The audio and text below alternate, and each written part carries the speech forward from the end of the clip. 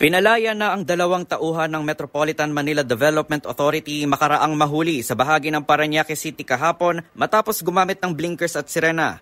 Inaresto ang 2 personnel dahil umano sa kanilang maling paggamit ng police insignia habang nagsisilbing convoy kay Senate Majority Leader Francis Tolentino. Sa isang statement, sinabi naman ni Senator Tolentino na pinalaya sina Teofilo Padilla at Jonathan Pacle dahil sa kakulangan ng ebidensya ayon sa Department of Justice.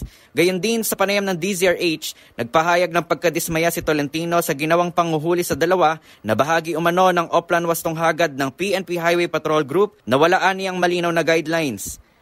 Tinitingnan lang daw, meron daw silang bagong Oplan, direktibo ng CPNP. So sabi ko, ano yun? Ayun, may sticker daw ng PNP. So, sa tagal na pag-uusap, may appointment pa, umuna na ako. Hindi ko alam, dinampot na pala yung 2 MMDA, dinala sa krami. Ang violation po, illegal use of insignia. Ngayon, nag-issue sila ng statement na yun daw ginawa nilang Oplan, gagawin pa yung guidelines next week. Gayon din, iginiit ng senador na walang naging paglabag ang 2 dahil ang mga sticker aniya ay hindi naman nakadikit sa kanilang mga uniforme. Pero sa kabila nito, nagpahayag ng suporta si Tolentino sa gagawing investigasyon sa 2 tauhan at ipinag-utos na sa ahensya ang pag-aalis sa lahat ng mga hindi otorisadong stickers sa lahat ng kanilang mga motorsiklo.